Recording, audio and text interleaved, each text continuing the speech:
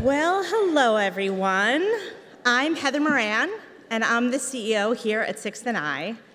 And whether you're here with us in person or watching virtually from home, thank you so much for being here with us tonight. I thank you for 6th and I thank you for our partner, Politics and Prose, and I also want to thank you for supporting nonprofits and independent bookstores.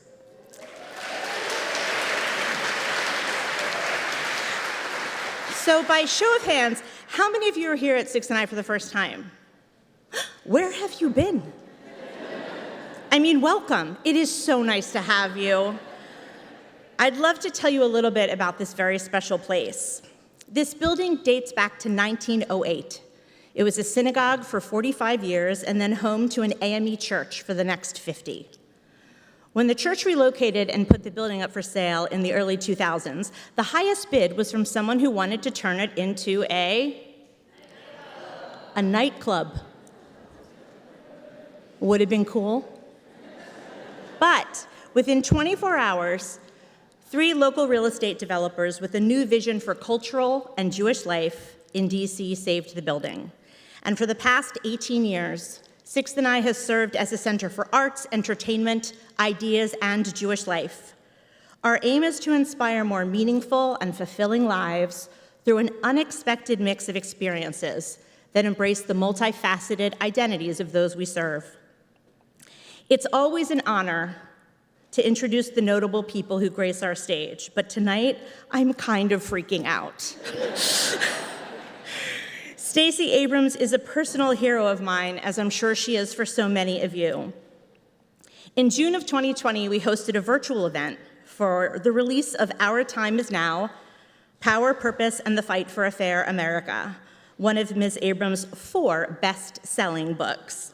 I remember thinking at the time that the only thing that would be cooler than having her on the virtual stage was to have her actually in the building, and here we are 3 years later, to celebrate the release of Rogue Justice, the second in a series of legal thrillers about Supreme Court clerk Avery Keene.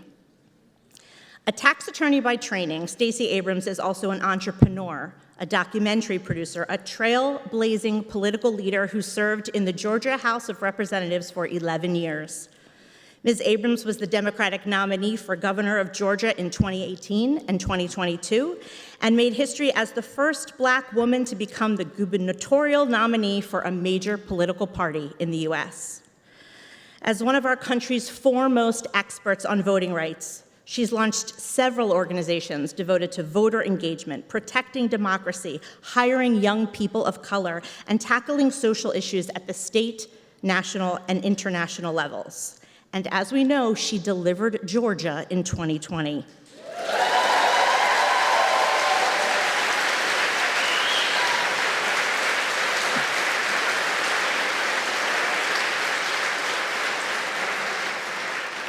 What can't Stacey Abrams do? Well, if you thought to yourself, I bet she can't write a romance novel, you'd be wrong. Under the pen name Selena Montgomery, she's written 8 of them. This fall, she'll join the faculty of Howard University as the inaugural, yes!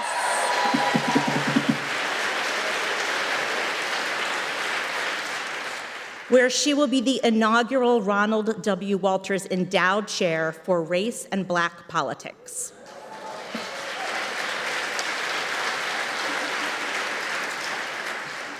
Tonight, I'm thrilled to share that Stacey Abrams will be in conversation with Tiffany Cross. Tiffany, that's right.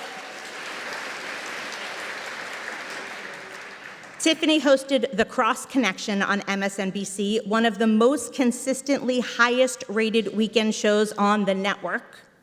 She was a resident fellow at the Harvard Kennedy School Institute of Politics, served as DC Bureau Chief of BET News, and covered Capitol Hill at CNN.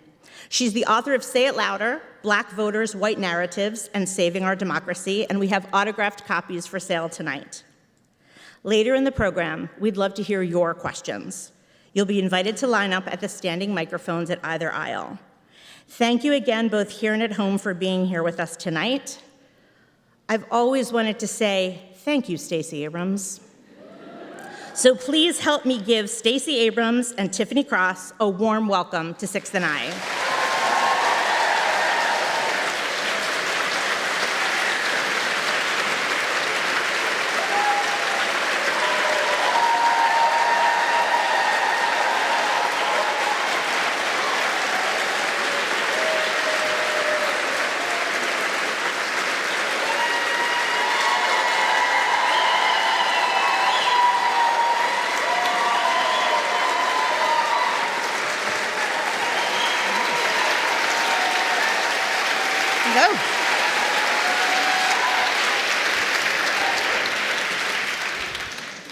Hi, everybody. I want to say thank you as if that applause was for me, but Of course it was. I join you all in my praise for Miss Abrams. I'm so excited. It's a packed house. So thank you guys for being here for this very honest and robust conversation we're going to have. I do want to let you know on the front end, at the end of this, we're going to take a selfie. So anybody who needs to reapply, do that before the conversation ends. And if you have filter preferences, you can DM me and let me know. But we'll get right into the conversation. Very happy to have you all here. And hi, up top. I know. Very nice. Hi. Very, very nice. Miss Abrams. Yes, Miss Cross. I'm so happy to be with my fellow Georgia Pete's. Yes, ma'am. Yes. Atlanta in the house. Life has changed. We've shared a stage many times, as you know, and life has changed for us both since we last shared a stage. So my first question is just, how the heck are you? Well, I've had some free time on my hands. Yes. So, I've written a book, gotten a few jobs, taken a nap. Yes. A well-deserved nap. Thank you. Yes. No, I'm good. I am incredibly privileged that I know the difference between a job and my work. I applied for a job that I had my application denied for, but the work remains. And what has always been important to me is that the work doesn't require a certain platform. Sometimes it's made easier, but it's never made irrelevant if I don't get the job. And, I've got a backup plan. I've got like 7 backup plans.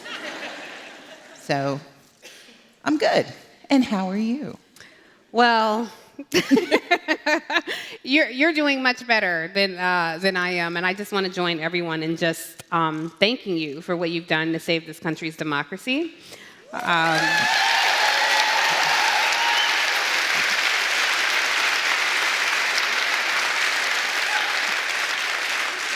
I don't think you get enough credit for that because what you did in Georgia cast a wide net of influence across this country. And I want to echo your sentiment that the work is not done, but when everyone does a little, no one person has to do a lot. So you've inspired so many people to continue to pick up that torch. So very happy to hear that. Also, welcome to DC. Thank you. I love that you're coming to Howard. HBCU pride all day, CAU for me. I see some HBCU folks in the audience. FAMU, Denise Hendricks, I see you out there. Okay, well, if you're going to call names, you have to say Spellman. Spellman. There you go. I see you, Spellman. Definitely. In the contract. Yes, exactly. But yes, I'm really excited that you'll be spending time here in the nation's capital at Howard University, joining the ranks of Ta-Nehisi Coates and Nicole Hannah-Jones and Dr. Kim Jones and all the amazing people there. So very excited about that. There's so much for us to talk about. I'm trying to decide where to begin. Politics, this book, everything. I want to start with your career in book writing. Okay. So in my research for our conversation tonight, I will tell you guys, I was in New York and I was on the train down reading some previous interviews with Madam Abrams here. And someone asked you in Time magazine, the writer asked, are you worried that writing these novels will take away your credibility as a political candidate? You answered with dignity as always. When they go low, you go high. When they go low, I get indignant. But I really did think it was an interesting question because you have like a CEO like David Solomon, CEO of Goldman Sachs, who DJs. And nobody ever asked, well, will they take you as seriously as a CEO because you DJ? So I thought that was such an interesting question.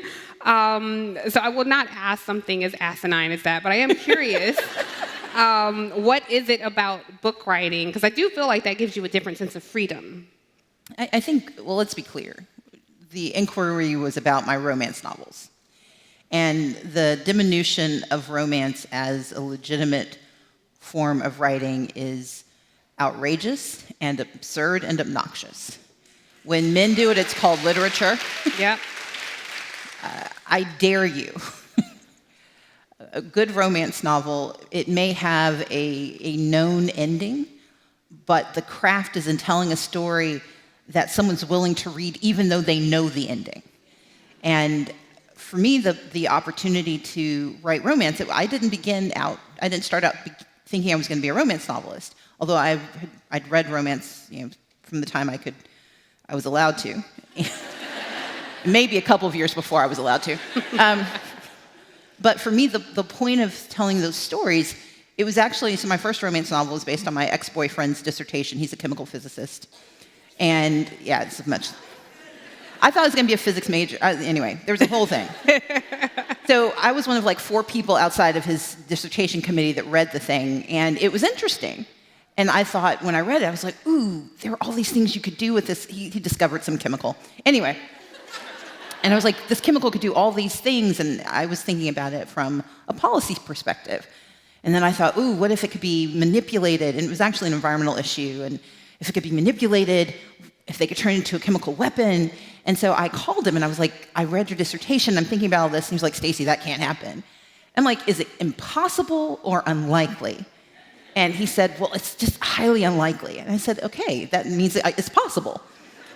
And he was like, no, I mean, that's just absurd. I'm like, this is why we broke up, because you have no imagination. And so he said some inappropriate things in response, and I used his dissertation as the basis for my novel. I also put him in prison in the book, where he remains to this day. So, but I say that to say this. The comparison to a David Solomon or to anyone else who has an avocation, the tendency to demean something because it's popular means that you're also demeaning those who enjoy it. And I've used romance and now legal thrillers to explore topics as varied as microzeolite technology, which is what Derek discovered, and ethnobotany. In this book, you're going to learn more about the FISA court than you ever wanted to know. Yeah. While Justice Sleeps readers, you guys know a lot more about genetics, and you should be really scared. Yeah. And so for me, it's an opportunity to excavate stories and ideas and to be curious about the world. But it's more important to me that it's also a way to connect with people. Anyone who thinks that having a connection with people through writing is degrading to my goals to help have connections with people, they're kind of missing the point. Mm-hmm. And I didn't say all that because it was a really short answer. Yes, that's perfect. I also think it just speaks to the duality of our kind as women. We're required to be so much and do so much, and you show up to be who you are when you need to be it, as whatever you need to be. So I think that answer is brilliant, and eat your heart out, Derek, if you're watching virtually. We're much better friends now. Okay, fine. He's still in prison, though. Okay. One thing I do find, I'm going to get into the book a little bit, especially for the While Justice Sleeps readers. How many people are While Justice Sleeps readers, by the way? Yay! All right. So your character, Avery Keene, what I find most interesting about this is she was birthed really in 2010. Mm-hmm.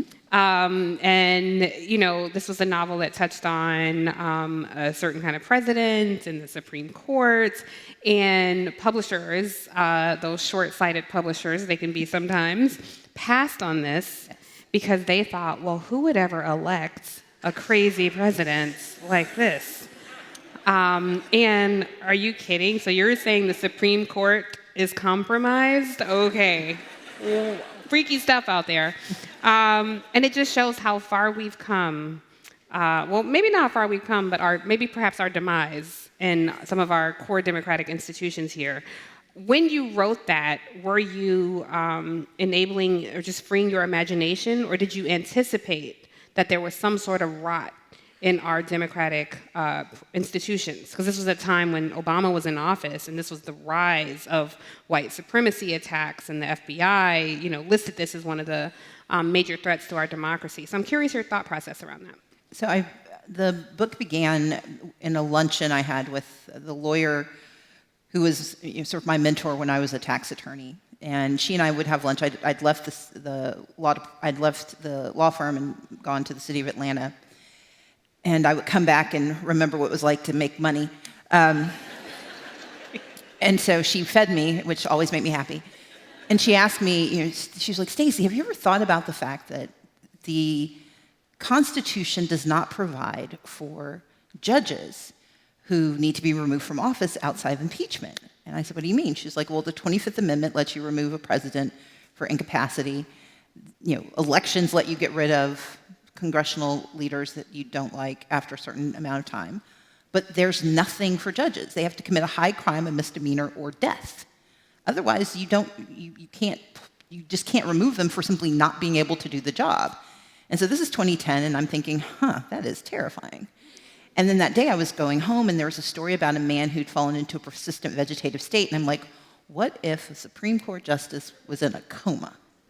And this was at a time when we had swing justices back before in the before times. Yes.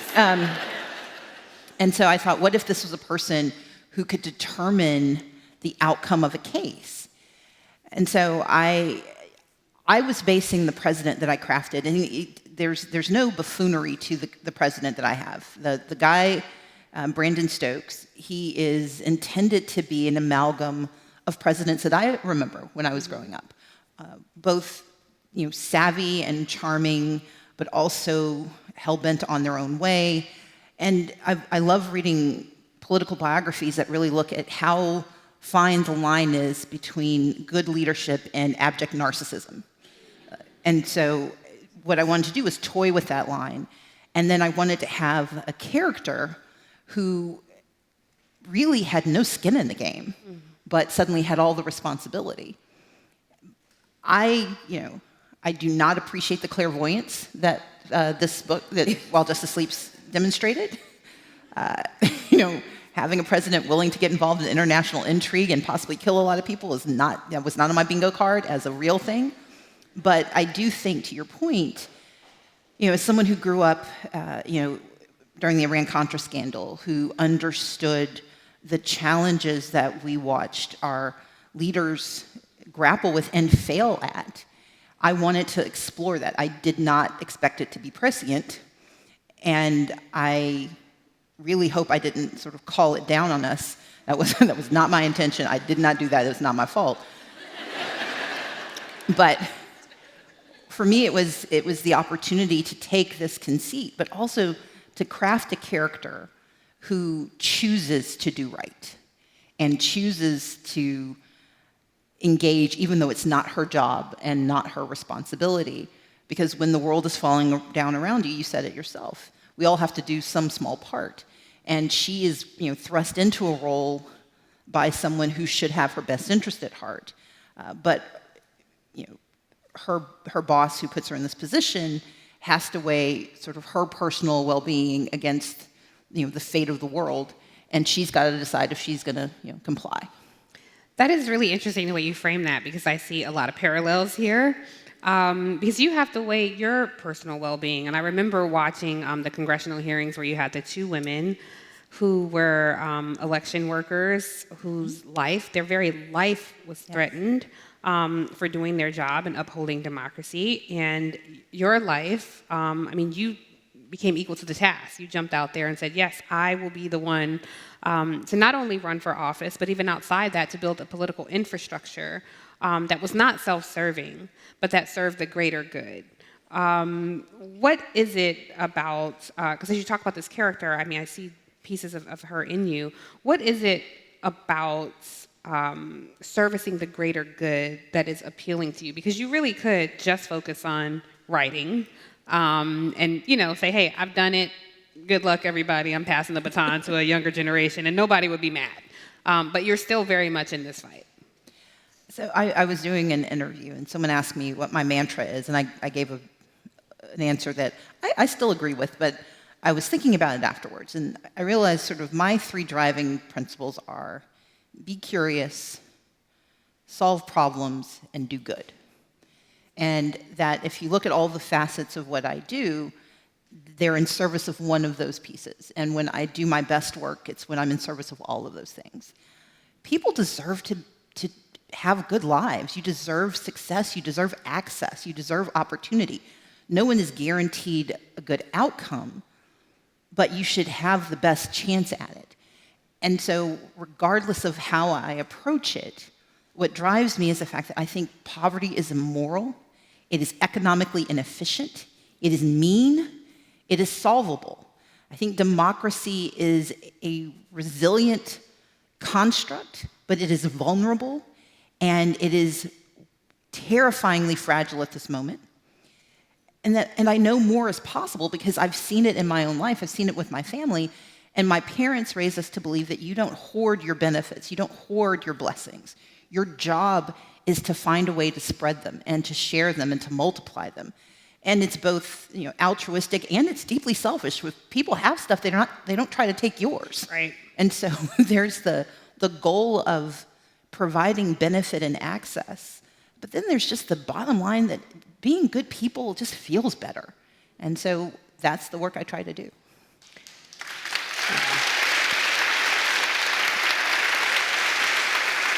That's such an interesting point. Being good people feels better. And I think with all the policies that we've seen enacted, sometimes it feels like some of our politicians extend a faith in people that we don't always have. Do you think it's possible, or let me ask it a different way. Do you think in the current state of our politics that this is a country of majority good people who have political differences? Or is this a country of people clinging to a power structure that wants to oppress others?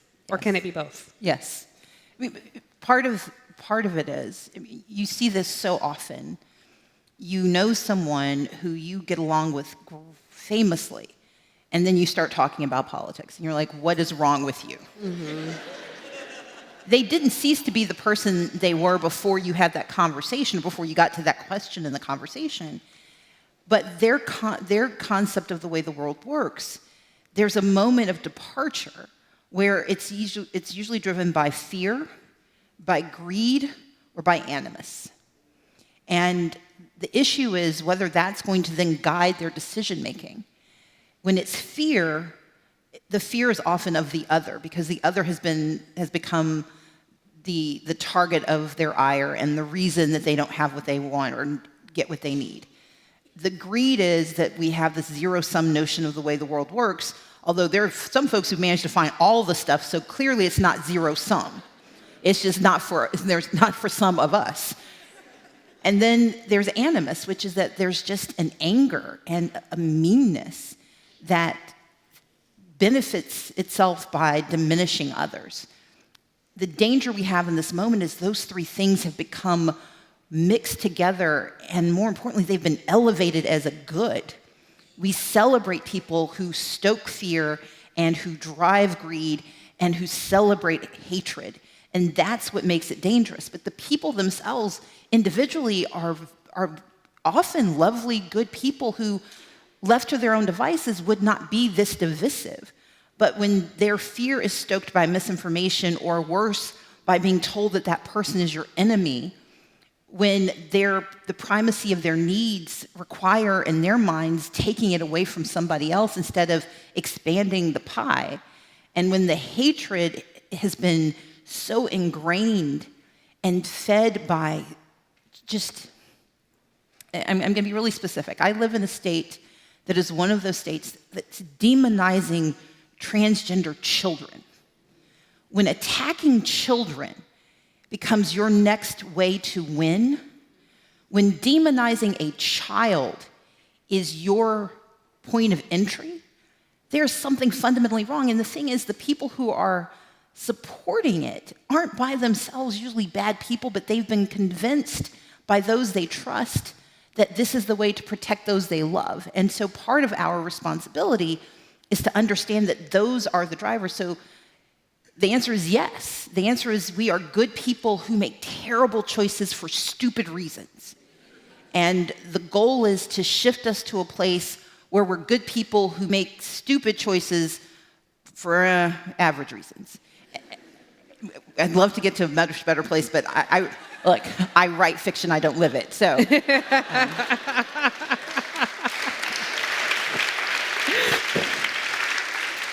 So I'm going to ask a probably more challenging question because of the state of our infrastructure today. How do we bridge that gap? Because you're saying, you're asking us to believe these are inherently good people who are making bad choices, perhaps, if I may paraphrase. And there are sects of people, and I feel like you were a part of that, who you would make appeals to those people. I will say in transparency, that ain't my ministry, but I praise the Lord for people like you. How do we, because at this point, I don't see us all saying, let's sing Kumbaya and go back to our separate corners. Like, we are at a fever pitch in this country that frightens me. If you could, in this room full of people who may have friends, colleagues, family, who sit on the opposite side of an issue, any thoughts on how we get past this point, how we appeal to those people who feel very vastly differently than the most of us, and whose interests run contrary to our well-being? So when I became minority leader, the former Republican minority leader came to me and said, "You have a job that has neither carrot nor stick." He's like, you can't bribe people into good behavior, and you can't beat them into submission. It's like, you just have to convince people to be better and to do what you need them to do. And my organizing principle then was, okay, so what can I do in this job where it is in my title that I'm going to lose? They call you leader at the end to make you feel better, but they started with minority. They're like, you don't have enough votes or enough power to do anything, and we don't want you to be confused, so we're going to put it on a nameplate. And so, yeah, I'm like, I've been a minority for a really long time. I get it. But the approach I used was, one, my first job was to collaborate. And that has become a dirty word, and it's not. Collaboration doesn't mean you compromise your values. Sometimes it just means you compromise your vision. And it doesn't mean your vision dies, it just means you don't get all of it all at once. And so collaboration is the first part. It's finding the places where we can work together on the things that we can agree about, even if we don't agree for the same reason. Mm-hmm. I don't need you to believe what I believe to get you to do what I need you to do. And we spend so much of our time trying to convert. My parents are pastors. Their job is to convert your soul. They're working on getting you into heaven. Conversion is hard. And really, the person has to die before you know if you were really successful. You're really just guessing. Sorry, Mom and Dad. Anyway. But conversion is about changing the fundamental constructs of a person's heart. I go with convincing. I need you to change your behavior or alter your perspective for this outcome. And then it's my job to find the things in this that you could benefit from. Here's a way that you could be helped by doing this. Even if it wasn't your idea, you didn't start with it, here's how we get you there.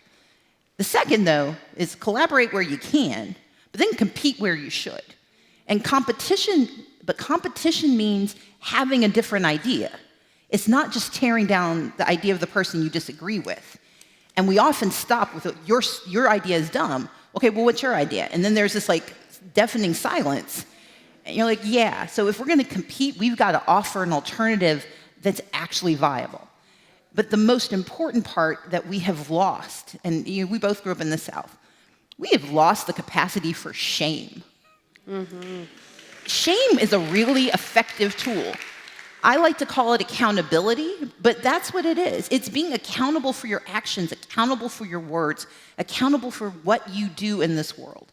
And if you combine collaboration, competition, and accountability, I think we start to get closer to where we want to be. Yeah.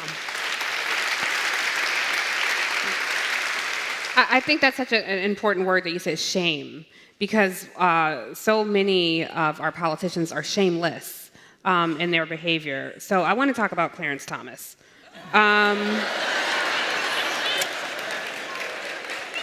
This is, I mean, Isn't it time for audience questions? Not yet. We'll get there. We'll get there. But a big theme in your book, surveillance is a big theme in your book. And, rogue justice takes us in the world of the FISA court that we just talked about. And thinking about the structure of our Supreme Court, which is something I've given a lot of thought to.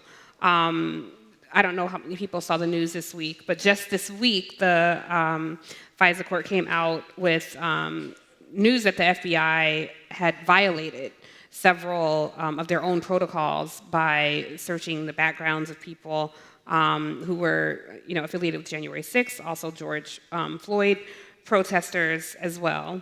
And so you said in another interview, a part of your writing style is thinking about questions that we aren't asking about what's happening. And so I think about the FISA court, I think about Clarence Thomas and his relationship with this donor that's happening. And I'm just curious, as you write this book and you sit at the intersection of all these things, what questions are we not asking right now that we should be as we see these kind of things happen repeatedly?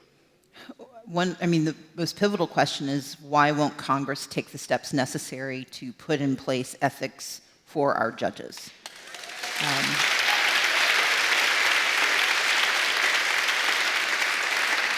This should not be a controversial.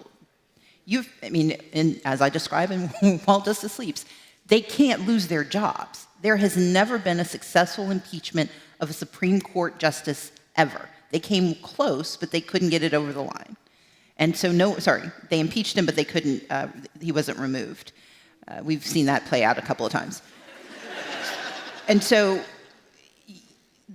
but the problem is the standards are it's not even they're low, they're amorphous. And when you tell someone that you get to decide if you're breaking the law, that doesn't work for anyone else in America. Mm-hmm. Okay, it shouldn't work for anyone else in America. But for our judges, for our judiciary, 1/3 of our checks and balances, there shouldn't be rancor around saying, in order to restore trust, in order to deliver integrity, we're going to ask you to tell the truth. And when you don't, we're going to hold you accountable. And while there is one justice whose name has become the most prominent part of the conversation, that is not to say there aren't others who aren't also engaged in that behavior. And the thing is, we don't know because we don't have the right to ask. That's the challenge. So it's not, I don't like when we focus so much on the symptom that we miss the disease. Mm-hmm. And the same thing was true of the prior president. We hold him up as a singularity. No, he is symptomatic of this larger set of issues. This moment is revelatory because it's telling us, here's this thing that's out there. And right now it might be paying school tuition, but what if it's not? We don't know what it is, and our Congress should be held accountable for making sure that we have the right to ask and the right to know. That shouldn't be partisan. That is absolutely American. Should be, yeah. I think it's an interesting point when you say, it doesn't work for some Americans to decide if you get to break the law. And as I watched a lot of the January 6th hearings play out and a lot of the impeachment hearings play out, it was the first time that I really made this connection that people could decide if they wanted to show up and talk to Congress or a body of law. And I just thought, I wonder if Jerome Jenkins from the South Side of Chicago said, I'll let you know if I'm going to show up. Yeah. And talk to these lawyers. And we see this play out all the time, and we normalize it in media, but that's a whole other conversation. You'll have to write another book that Gotcha. focuses on media. But I want to talk also, because another theme in the book, Rogue Justice, which I hope everybody's buying tonight, if you have not already bought it, is a big, I see you, sis, with the book, perfect. It's a big data leak, which we have seen so many times happen in the country. And it made me think of this conversation around AI.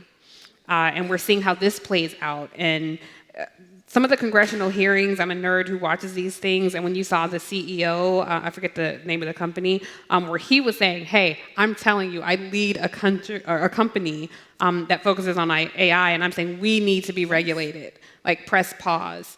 I'm curious your thoughts around the conversation on AI, and what is something that we should be focused on, or what should be keeping us up at night around that? I mean, with all due respect to our future overlords, I do believe regulation of AI is important, and they will tell you that. We saw what happened in the absence of any regulatory framework for social media. It is a lot easier to set the guardrails before the accidents happen than it is to try to retroactively say, oops, I wish we had. And when the very people who should be subject to some regulatory framework say, please give it to us, the answer can't be, well, we don't know. We've got, this has to be a priority. I have my niece, and my parents live with me, so I call her my borrowed teenager. The first time she told me about ChatGPT, and she was kind of like, oh yeah, he used it for his homework. And I'm like, who did what for what? And then I made her show me how it works. And I'm like, this is magic. Like, so my friend Will is in the audience. Like, Will was a person who 20 years ago told me to type my name into Google. And I'm like, what's a Google? And she now has AI and takes it for granted, but also doesn't know what it could mean in 5 years, in 10 years. And I was recently in a conversation about machine learning and just how quickly the advances are being made. We have a responsibility for our own, not just our own integrity, but for our own capacity to know what we're doing. And that is not to say that you try to stop technology. Technology can be a native good, but people have to interact with it. And we need rules. Rules work really well for us. We don't follow them all the time, but it's useful to even know what the rules might be. In the book, there's a deep fake that is a part of the story, and it causes some fairly calamitous outcomes. And it's not even the whole story. But even that moment when I was writing it, I was thinking, what if that was, if that thing could cause this outcome, scale it. Just think about what happened, if you saw the fake Pentagon bombing. Yeah. Yesterday. Like it took a minute for people to realize it was fake. Now imagine if you have the ability to scale it and also to instruct as well as construct. Like we need a framework and we need it now. My hope is that we'll start to build it. And when someone who is making millions of dollars every 4 seconds says, please regulate me, listen. Mm-hmm. Yeah. And you think about the deepfake with President Zelensky, that was being shown in Russia. So it's very frightening to see what's happening there. I would also take, though, the technology on the Acela down from New York. Everyone's like this on their phones. And the way that our phones are intuitive, when we take our selfie later, that I'm going to post on Instagram, like Instagram knows, like on my navigation page, it's all puppy, dog videos, and Beyonce concert clips.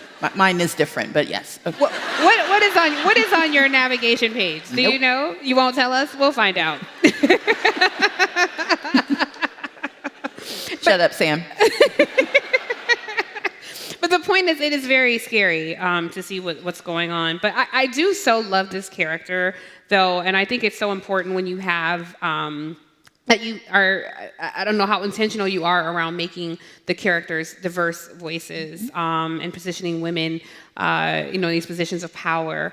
What is your thought process around that and the parallels that even that has in our society now, especially when you look at I find it so interesting that across our elected offices all across the country, at state legislatures, which you come from, and federal politics, that we are half the population as women, and yet when it comes to elected offices, we are not half. I want to say we're at 30%, I believe. Fact check me if I could be wrong. It might be even more abysmal to that in our new Gilead country that we're living in. But I'm just curious your thought process around writing that. I write stories based on where we are, where I'd like us to be, and I try to architect how we get there.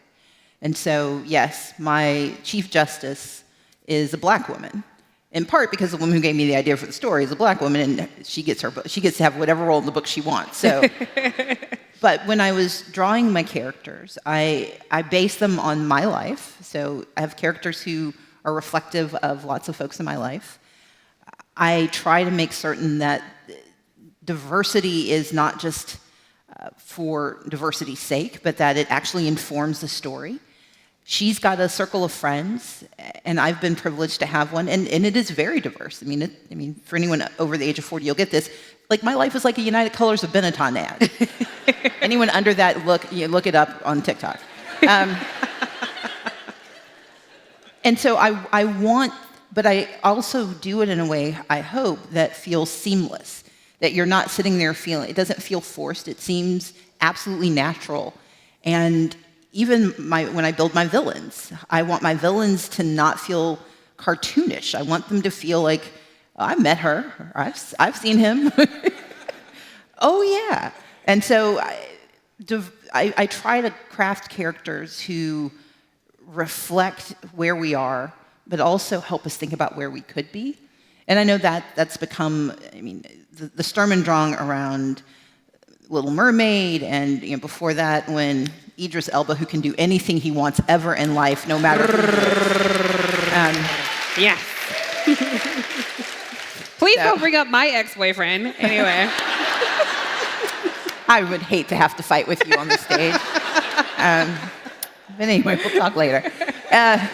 But the fact that we are constantly engaged in this narrative that normative has to remain, that it is pallid and that it's immovable. No, we are an evolving society that is demographically changing, but we should also aspire to be as complicated as we can be. And so my goal when I write is to write things that make sense, to strain credulity but not break it. I want things that are possible, not probable. But I want you to leave there worrying, could that happen? But I also want you to see these characters and think, oh, yeah, this could be, this is the person who could do this. That person, despite the construct I've been taught about what that means, could have this job either for good or ill. And that the person you think looks like this is not the person you should be afraid of. Mm. So, will we see Avery Keene on the big screen, a series on streaming? So, we are in development right now on While Justice Sleeps.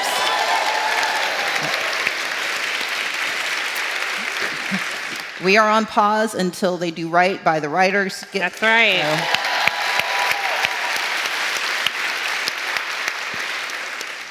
So yeah, we're in development right now, and I hope Avery and her friends will be coming to a small screen near you. Awesome. I love the solidarity with the WGA, by the way, and just want to echo that sentiment. Well, you've told us what's next for Avery Keene, and I think there's a third novel coming. There is. I'm not sure where it is yet, but it is coming. Okay. So now that we know what's next with Avery Keene, I think the audience wants to know what is next with Stacey Abrams. Let me just say, before you answer, you have every right to say, I'm going to be laying on a beach, relaxing, whatever you want to do. If you never do another thing, you have already done more than enough, and we need to normalize rest and celebration for what you've done. It is certainly not your responsibility to save the country, but we thank you for it anyway. As we see this crazy political field play out, what are your thoughts? What are you thinking of doing next? Look, I will always be involved in politics in some way, but it is not my focus right now. I am working with Rewiring America as their senior counsel, helping to make sure that we have the freedom to electrify everything, and that all of this money that is pouring down for electrification and to really tackle climate change, that it gets to especially low to moderate income families that don't know they have the right to more and the right to choose. So I'm working on that. I'm going to be visiting the city a few times a year, no, a lot. So I'm so proud of the work I'm going to be doing at Howard. I've got a production company, so we're trying to get Avery to the screen, and we're doing a few other projects. And then I want to be available for other opportunities. And so there's small business projects I'm working on. I've always tried to keep a foot in the for-profit, the nonprofit, and the public sector, because I think the intersections, but also the awareness that you have from each of those sectors makes you better at all the other things you do. I also misunderstood my mom when I was like 14, and she said, she was chiding me, she said, she's like, you could be a jack of all trades and a master of none. She was saying, pick something. I heard master everything. I haven't quite done it, but I've tried everything. And so part of my joy comes from being able to spend my time in entrepreneurship, thinking about the environment, which I've been doing since I was in college, doing the work that I do for democracy, both here and abroad, working with small businesses, which are not just the backbone of our society. For example, an incredible bookstore like Sixth and I. Clap for them all, please. Yeah. Oh, hey, hold on. All of you who she hasn't seen, when she asked you if you had been here before and no one raised your hand because you've all been here before, make sure she sees you again after this week. Everybody nod. Yeah. Okay, good. Because it's our small businesses that keep our economy running. And then I want to do more good. And so I'm going to continue to be curious and try to solve problems and do good. Wow. We will all follow in your footsteps. I have one more question, but as I ask this question, I want to encourage you, if you have questions, there is a microphone there and there. Please make your way to the microphone. I will tell you, because I've shared the stage with Madam Abrams several times, you can ask anything. Really? She doesn't have to answer, but you can ask anything. So please make your way to the microphone, and we will call on you as you have additional questions. While people are making their way to the microphone, I have a question about the streaming or potential opportunity for Avery Keene to come to this screen. I don't know if you have anything to do with casting, but let's just say there's a journalist who wants to make a cameo on the show. Yeah. What should that person do? Not ask me a difficult question. Okay. Check. Yeah, there you Done. go. Okay. Let's start with you gentlemen right here, and then I'll go back and forth. Wow, that was fast. I'm not even ready. That's okay, because while you get ready, let me just lay some ground rules before somebody gets up here and tries to testify and read a whole testimonial. We want to make sure that you all know this is for questions only. Please keep your questions brief. We can only take one question per person. And if you have a comment instead of a question, please stay comfortably in your seat and away from the microphone. All right. So with that, what is your brief question? My brief question is, first of all, my statement is thank you, period.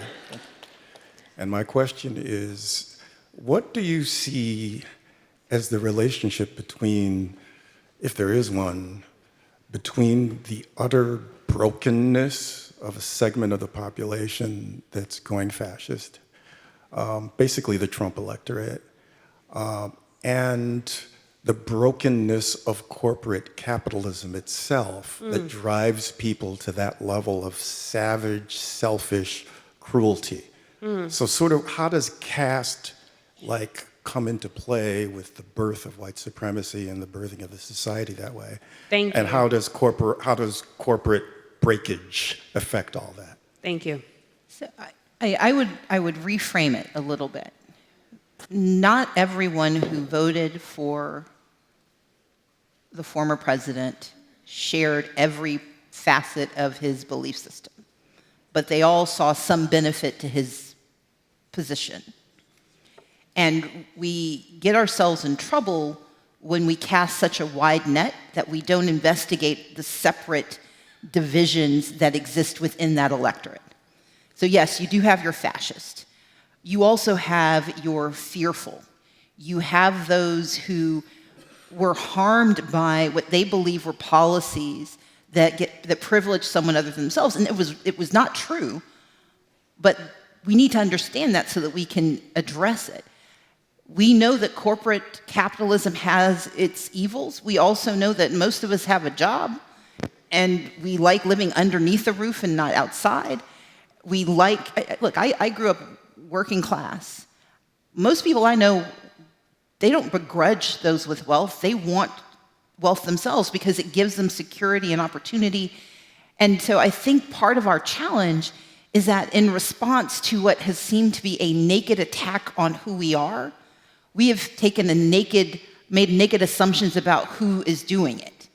And part of our responsibility is to investigate and then to try to really think through and address each of the pieces.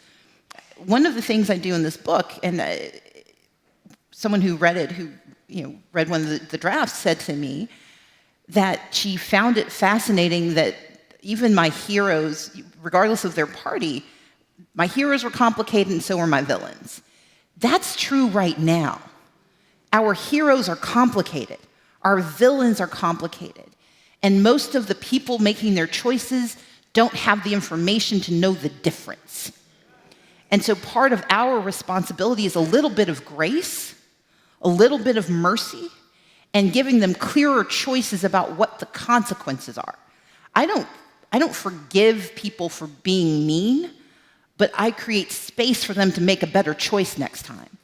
And that's part of our responsibility. Yes, we need to investigate and understand, and we need to know that fascism is real and authoritarianism is real and the threat to our democracy is real, but so is the ability to mitigate and to reform and to do better. But we've got to be just as loud in our attempt to do better as we are in our castigation of those who are doing wrong.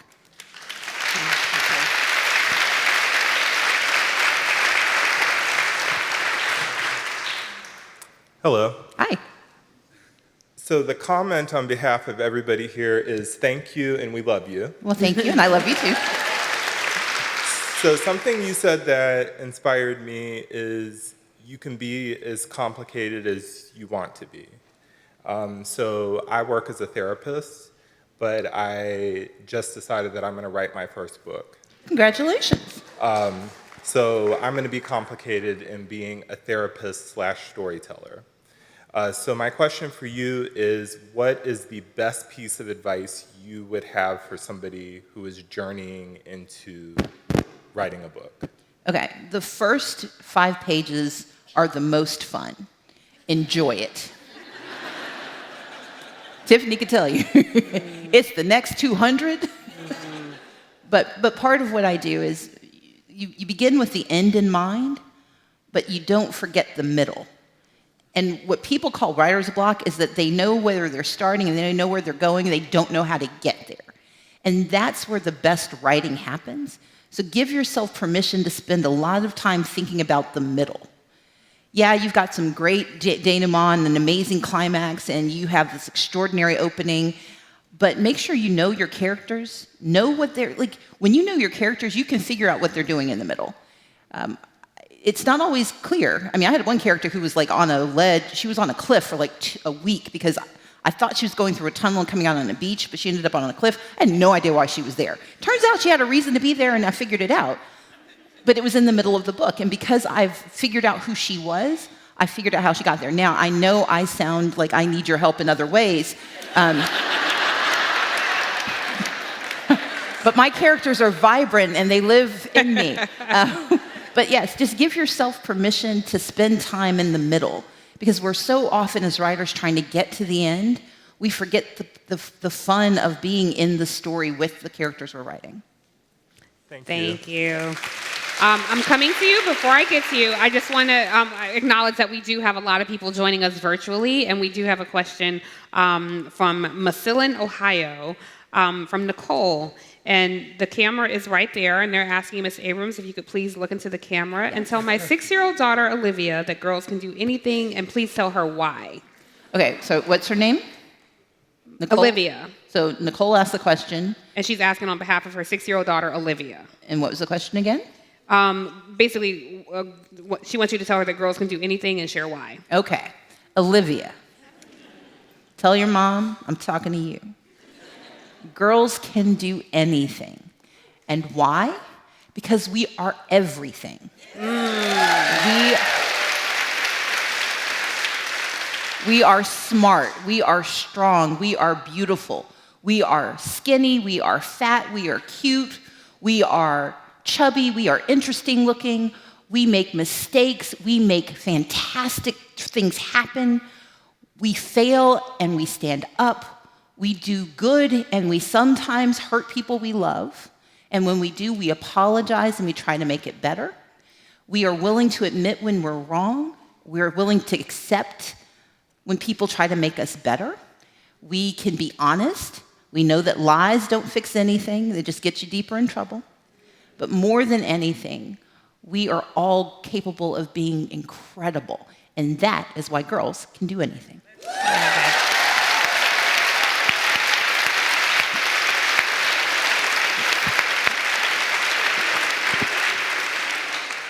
People are often comfortable with the concept that girls can do anything, not that women can do anything. So women can do anything too. I just want to add that point. Go right ahead. And one day boys can too. Yes. Good evening, and thank you so much for being here. My name is Rep Oya. I'm here in DC, and my question is about the value of relationships. Growing up in a Nigerian household, I was taught to make a lot of money, pursue a high job, but not focusing on keeping and creating relationships. So first, for both of you, I want to ask about how has relationships impacted your professional, personal, and political life, and how do you also reach out to communities that are hard to reach into and get people like Ense, my good friend, and really create leaders out of groups of people that aren't easy to reach? What kind of, like personal, like man-women relationships? Or like general? That might be, we might need a therapist to come back to the microphone. You just mean relationships in general? Definitely, relationships in general. Did you have something you wanted to add? I'm only going first because I don't want to have to follow the brilliance that Stacey is about to say. But one thing that I've been taught in my life, lessons that I've learned, is it's good to be good to people. So often people say that, it's like, because you never know what they can do for you. If they can never do anything for you, it's good to be good to everyone around you. Kindness is contagious. Treat people kindly. And then I would say the other thing I've been taught in relationships is to never see anyone as a competitor. I have a robust circle of friends who are all in the media, from Jamel Hill to Angela Rye to Carrie Champion, to Alicia Garza to Joyanne Reed, my colleague, and we share money, we talk about our salaries, we talk about opportunities. If I'm asked to speak somewhere, I share how much that costs. And one of the reasons is because you never know, as I can attest to, you never know when the ground will drop from under you, and you need to look to your left and your right and say, I need you to hire me. So I want to make sure everyone in my life is well positioned to make sure that we can all be supportive of each other, and I encourage everybody to do the same.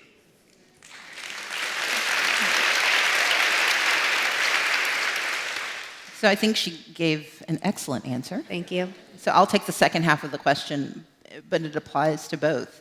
My mom told us early on, she said, meet people where they are, not where you want them to be. When you meet people where they are, especially in hard-to-reach communities, those communities are usually hard to reach because nobody's tried. They're hard to reach because it's difficult to get there, either physically or emotionally or psychologically. But if you want them to be with you, you've got to go and find them. If you're waiting for them to show up, you are going to be waiting with, the guy waiting for Godot. You need to meet people where they are. And meeting them where they are means being in their space, understanding their experiences, and listening more than you speak. Too often, we show up where they are so we can tell them why they're wrong, why they've made mistakes, and what they should have done differently. But when you truly meet someone where they are, you understand their truth, you understand their obstacles, and then going to the earlier gentleman's question, you understand how you can both find a way to the places where you need to be. You might have different reasons for traveling. You don't have to take the same road, But relationships aren't always about being the same, going the same way. It's about having a companion who knows where you're going to. And that, to me, is the best relationship to have, either with community or with, if I happen to find some guy because he got confused and got lost and was on another road, when he bumps into me, we'll be fine.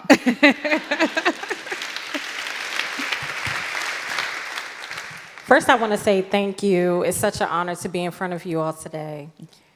My question is, being a successful young woman, I find value in literature that helps me stay grounded in my career, spirituality, and my faith, and personal growth as well. My question is, what books have you read that have added value or influenced you over the course of your success, experience, and career? Well, because I'm in a bookstore and because self-aggrandizement is not a bad thing, I would tell you read Lead from the Outside. No, so Lead from the Outside is a book I wrote, and the very first chapter is about fear. But there's also a chapter about money, about power, about failure. And I had not read a lot of books about those things. I actually spent a lot of my learning about how to do the work I want to do came from reading biographies. And so read biographies of people that you admire, but also read biographies of people who you don't like. Like I read probably the two best biographies. I've read the entire compendium on LBJ, who is the most complicated person you can imagine. I also read the biography of Barry Goldwater. Like, we do not have much in common. But there's something to be learned from their lives and their lessons. I believe in reading about people and figuring out why they made the mistakes they made, why they made the choices they made. And as a black woman in politics, there aren't a lot of biographies about black women who do the things that I've tried to do or want to do. And so I've had to, sort of choose and amalgamate my sort of storytelling. But I find that biographies are an incredible way to investigate, but also to see the real. Now, I don't like memoirs for that purpose, because memoirs are you telling the story that you think you're telling. You can read those too, but sometimes memoirs have a nice shading of what happened. So I prefer biographies for their sort of raw storytelling, but memoirs work too. Thank you. And there's a book written by someone sitting up here who should mention their book. Say It Louder. Say It Louder. Yes, Say It Louder. Black Voters, White Narratives, and Saving Our Democracy is my first book. Stay tuned for a second. Thank you. Thank you. Hi, I'm so incredibly excited to be here. And thank you so much for Georgia. I might cry. Seriously, like, it just makes me teary. But my question is something that you mentioned earlier about be curious. I'm a naturally incredibly curious person. I'm incredibly blessed to be able to travel for my job outside the country. And I wonder, the lack of curiosity, or here's a new word, incuriosity, is sort of a driver of this difference between, a city like DC, where it's people here travel, they go, and other parts of the country that, like the gentleman before said, hard to reach. Do you think there's the lack of curiosity about other people, other cultures, things like that, is a driver of some of the discord and some of the fear that we're seeing in the last, I'm going to say, 6 or 7 years? I think curiosity. I'm going to say last 100 years. Yeah. Okay, 247 years. Yes. Look, I think curiosity is absolutely part of it, but I think, going to my earlier point, we have to investigate whether it's a lack of curiosity or a lack of access, a lack of opportunity. And sometimes we relegate, and you're not doing this, but I'm saying it for a broader audience. Sometimes we relegate people and communities to certain stereotypes because of what they demonstrate, not understanding what they face. And part of our responsibility is to be curious about why they're not. But it's also about understanding that curiosity or lack of curiosity exists on both sides of the political divide. Because so often we're ready to write off those who we fundamentally disagree with. And again, that goes back to my earlier point. I want to know why. it's not enough for me to know that you did. I want to know, why did you do it? What was driving you? What were you thinking? And we may end up being on the opposite sides of the issue, but at least we know that we're there, as opposed to a presumption. And so I think there's curiosity about the world around us. There's also curiosity about sort of the internal landscape that we have. But it's creating space for people to celebrate curiosity. And the last thing I'll say is this. Amanda Gorham tweeted something today. There's a story in the Miami Herald about her book, The Hill We Climb, has been banned at a school. Yeah. And it is anathema to me that we would want our children to not inquire, to not reach beyond themselves. My parents did not have the money to take us anywhere except to the library. And that fed my curiosity. I'm going to call in one more time. My friend Will is the person who first encouraged me to go outside of the country because, we had an argument about domestic versus foreign policy. I won the argument, but I listened to him later. I have the microphone and he doesn't.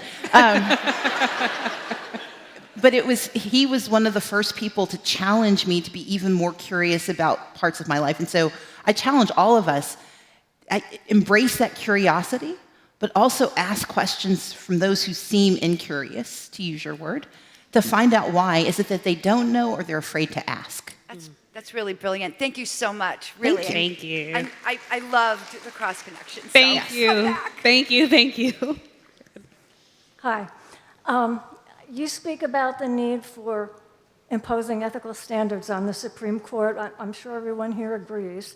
But if the Congress were to do so, what is to prevent the Supreme Court from declaring the law unconstitutional? And how would we put it all together from the beginning to prevent that from happening? Excellent question. It is. And thank you for completely undermining my point. Yeah. What's your name again? No, you're absolutely right. I think the point, though, is that we've got to try. Right. Because by the second or third time they strike it down, you then have a point of order where people start to realize that maybe it's not us, it's them. And so I do think there are consequences even for the Supreme Court refusing, but we can't not act because we're not sure of the outcome. Right. And so I think your challenge is the right one, which is that we need to be prepared we need to demand ethical reform, we need to be prepared for that reform to be struck down, and we need to be ready to demand it again until we get what we need. So would you suggest that while we're starting, that we do something like a constitutional amendment, which takes longer? No. Okay. I will say this. To pass a constitutional amendment, we'd have to forget the last 247 years. Right. But I do think congressional action can be taken short of a constitutional amendment, in part because there will be pressure brought to bear on the Supreme Court over time. A constitutional amendment is hard, as you know. Yeah. That ERA amendment, so proud of it. But yeah. Thank you. I think I'm about to be told to wrap, but you go right ahead. Yes, we can take 2 more questions, 1 from each microphone. Okay, all right. Okay, so Heather? Yeah, this and this. Heather? If people ask them really fast, and I just answer in one fell swoop, so nobody else get in line, but you guy back there who look like you're going to pass out because she said no. Okay. I see you. Okay, so you three go real fast, and then you 3 go real fast, and I'll answer all of you at the end. Go. Okie doke.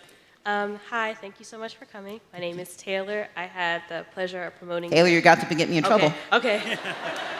With all of the AI issues and deep fakes and data leaks, is there a chance that you may step into an unexplored genre like sci-fi, horror, or fantasy? Move. Okay. Thank you. I'm a huge fan. Right now with all the changes and just feeling like we're going backwards, it's hard to stay, encouraged that things can get better. What advice do you have for women in particular to stay encouraged that things will get better and to fight the good fight? Absolutely. This must be the most brilliant question ever asked. Go. Like, come on. So my question, in a different direction, how did your fandom and now part of the canon of Star Trek shape your worldview and the worldview of the books That's that a you good. write? That is Okay. So, to Taylor, sci-fi if we have regulation, horror if we don't. Staying encouraged, it's recognizing that even as slow as progress has been and as retrograde as today feels, we've been in worse places and we've gotten out of them. And our responsibility is not to wait for our salvation. We are not princesses in a tower. We are warriors at work, and we're going to get it done.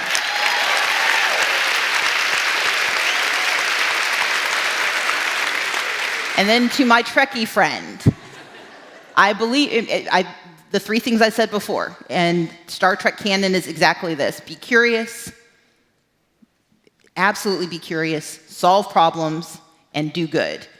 Otherwise, be Captain Janeway and Captain Picard. Okay. All right, round robin. Hi, thank you for the opportunity. I ran for office in a county about an hour south of here that's super red, and I found that in my involvement in local politics, it's very difficult to keep people engaged in non-election years. So what advice do you have to keep people engaged? Thanks. Okay. Hi, I'm actually here from Atlanta, so I'm very appreciative to have you here. My question is about when you're faced with hardship or challenges such as imposter syndrome as a woman of color, what keeps you motivated and pushing toward your ambitions? Thank you. Ashara, pleasure to meet you both. My question is from daughter and mother here seeing you. What would you tell your 20-year-old self that you needed to hear to stay driven in the journey of being a multi-hyphenate human being, and your 40-plus self to stay driven in what's true to what you always have wanted to do and be? I love it. Thank you. Okay, on local politics. People don't care about your politics, they care about their lives. And so one thing that we did when we were working in Georgia was we showed up in the off years. But more importantly, we explained to people why the things they were worried about weren't being addressed. Often we presume that people know whose fault it is that they're unhappy.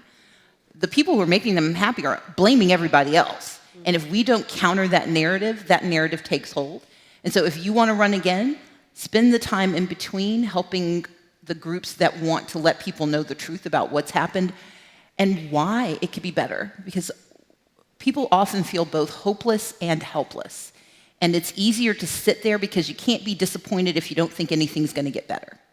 But when you show them that you're going to keep showing up even though they didn't pick you, they start to believe that maybe you're a different kind of person and maybe they can have a different kind of life. Imposter syndrome. The reality is we're all imposters. The question is, do we know it or not? And how many of you watched Ted Lasso? Okay, that was such a dumb question.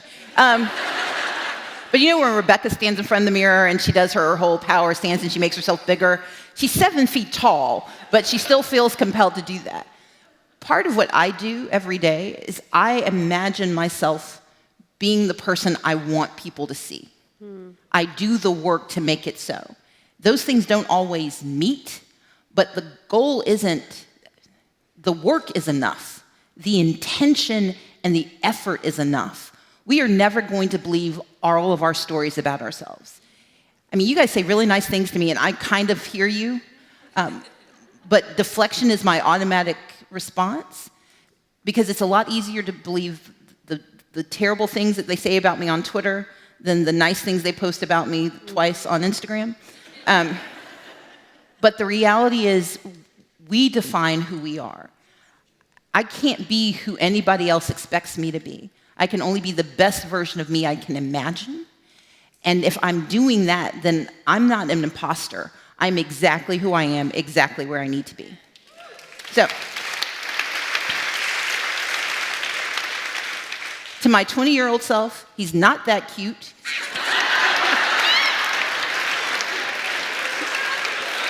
And you are better than he is, it's okay. Insert appropriate pronouns there. because we often allow people that we think we need to tell us who they think we are. And at 20, it is a hard time to realize. It's hard to realize that they're wrong and you're right. At 49, I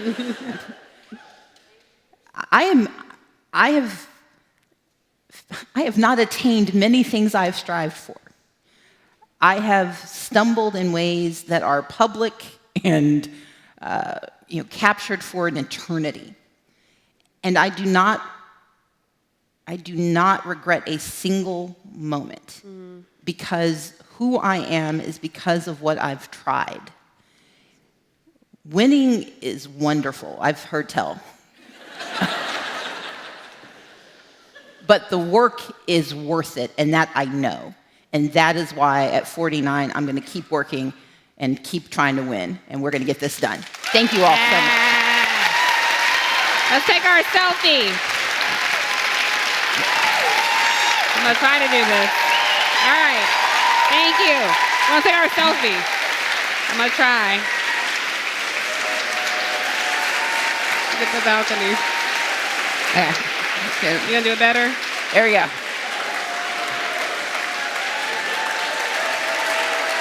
Oh, we should do video. Okay. Hold on. We're going to do video. There we go. There we go. Okay. So you narrate it. Thank you, everybody, for coming to see the amazing, incomparable Stacey Abrams, who is an American hero.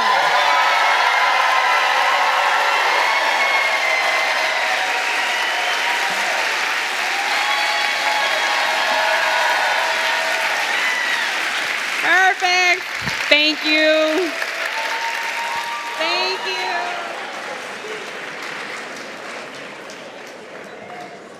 Friends, friends, friends, I would like to ask you to remain seated. I know you can do it.